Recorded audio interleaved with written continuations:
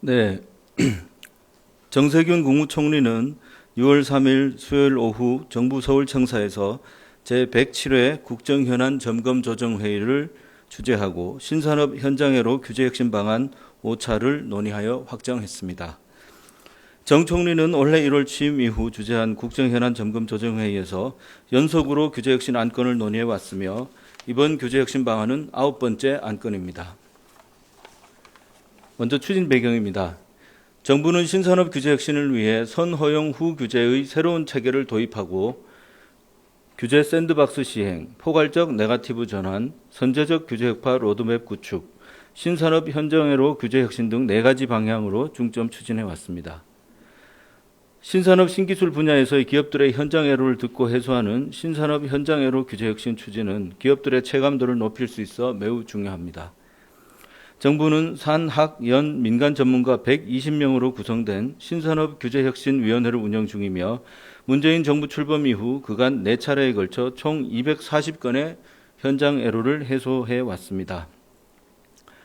신산업 현장을 직접 현장 방문하여 현장에서 새롭게 대두되는 신산업 신기술 관련 업계 애로를 청취하고 개선 과제를 발굴한 다음 건의기업과 관계부처 공무원, 그리고 신산업규제혁신위원 등이 참여하여 토론을 거쳐서 함께 해결 방안을 마련하고 있습니다.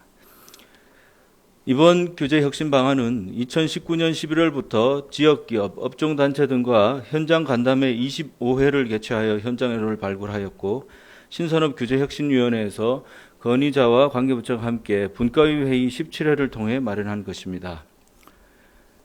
이번 개선 방안은 수소경제, 신재생에너지, 드론, ICT 융합, 바이오헬스 분야의 현장애로 35건을 개선한 것입니다. 주요 개선 과제는 다음과 같습니다. 이번에 해소된 35개 과제 중 7개 과제는 개선을 완료했고 나머지 28개 과제는 입법 여건을 감안해서 순차적으로 정비할 계획입니다. 주요 과제 12개를 말씀드리겠습니다. 첫 번째, 수소경제 및 신재생 에너지 분야에서는 수소 충전소 내 상업시설, 즉 편의점 같은 것을 설치할 수 있도록 허용했습니다. 현재도 수소 충전소 내 상업시설 설치에 대해서는 금지 규정이 없습니다. 하지만 인허가권자인 지자체에서는 관행적으로 불허용해왔습니다. 그래서 적극 행정을 통해서 선허용 후 규제 원칙 하에 금지 규정이 없다면 설치가 가능한 것이 아니냐 이렇게 유권 해석을 해서 전국 지자체에 통보를 했고 이에 따라서 수소 충전소가 사실 운영 부담이 상당히 있습니다. 적자 운영 상태인데 이를 통해서 편의점 수행 운영을 통해서 수익이 발생할 것으로 그래서 경영 부담을 덜어줄 것으로 전망이 됩니다. 두 번째는 융복합 수소 충전소 설치할 때 특례 적용을 확대하는 것입니다. 기존에 LPG 충전소가 있는 데에다가 수소 충전소를 추가할 경우에는 이격거리 등 특례 적용을 해주고 있었습니다.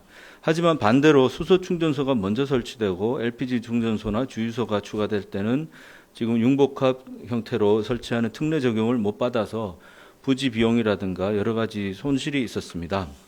그래서 수소 충전소, LPG 충전소, 주유소 등 시설의 설치 순서와 상관없이 융복합 충전소를 설치할 때는 특례 기준을 적용받을 수 있도록 해줌으로써 부지 면적이 감소되고 건축비와 운영비가 절감될 것으로 예상됩니다.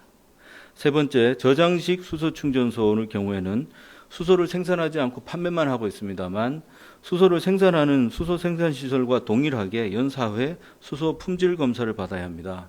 이에 따라서 1년에 약 400만 원의 수수료가 들어서 행정적, 재정적 부담을 호소해 왔습니다.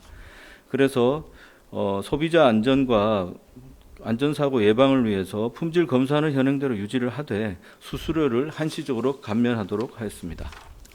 신재생에너지 분야에서는 기존에 고분자 전해질형 연료전지 외에 요즘 고체 산화물형 연료전지가 굉장히 각광받고 있습니다.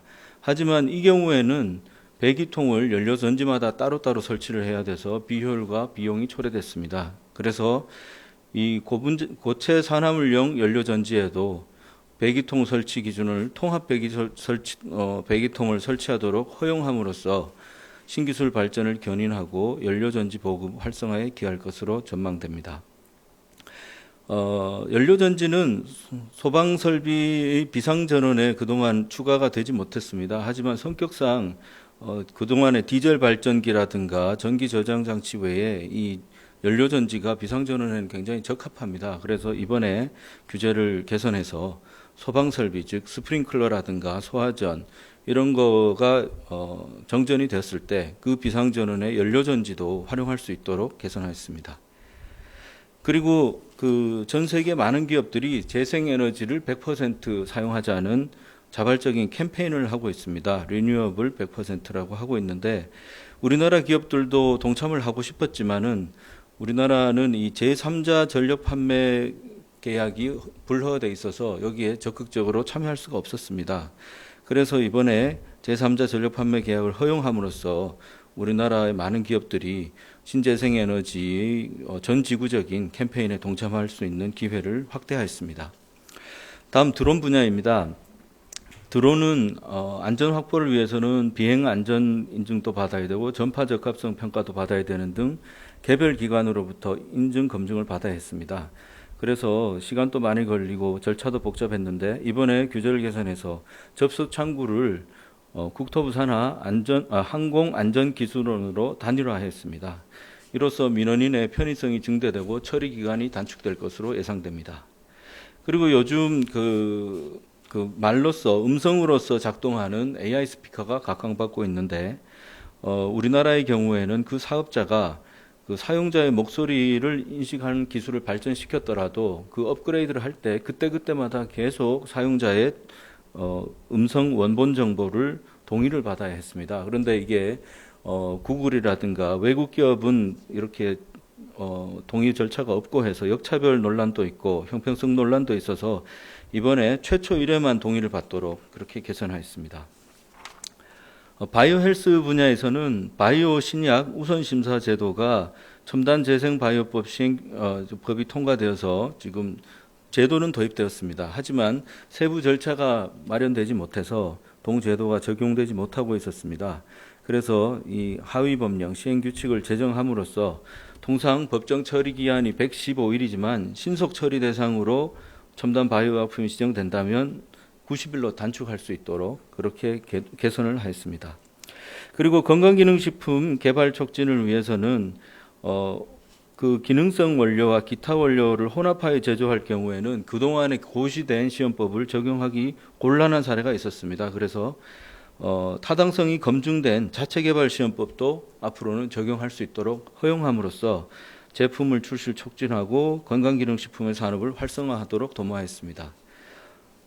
35건 전체 그 현장회로 검토 과제는 첨부물을 참조해 주시면 감사하겠습니다. 고맙습니다.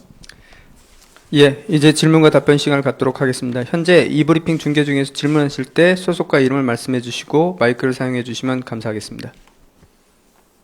예, 질문이 없으시면 이상으로 브리핑을 마치겠습니다. 보도자료는 6월 3일 수요일 16시 이후 사용 가능합니다.